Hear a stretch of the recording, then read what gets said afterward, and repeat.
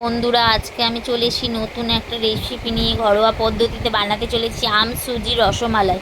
আমি প্রথমে আমটাকে ভালো করে ধুয়ে ছাড়িয়ে নিয়ে মিক্সিতে দিয়ে দিলাম। তারপর আমটা কড়ার মধ্যে দিয়ে সুজি দিলাম, চিনি দিলাম, দিয়ে ভালো করে নেড়ে একটা ড্রো বানালাম। ড্রোটাকে গোল গোল করে রসমালাইয়ের আকারে বানালাম। তারপর আমি কড়ার মধ্যে দুধ দিয়ে ভালো করে দুধটা ফুটিয়ে নিয়ে এলাচ ও চিনি দিয়ে দিলাম। দিয়ে ভালো করে ফোটার পরে আমি আবার দিয়ে দিলাম রসমালাইয়ের আকারের গোল গোল রসমালাইটা। তারপর ভালো করে ফুটিয়ে নিয়ে আমি আমের কাঁধ রেখেছিলাম সেটা দিয়ে দিলাম।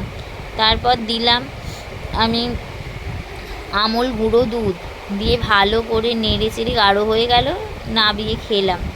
আমার ভিডিওটা যদি ভালো লাগে তাহলে আপনারা লাইক ও সাবস্ক্রাইব করবেন, কমেন্ট করবেন।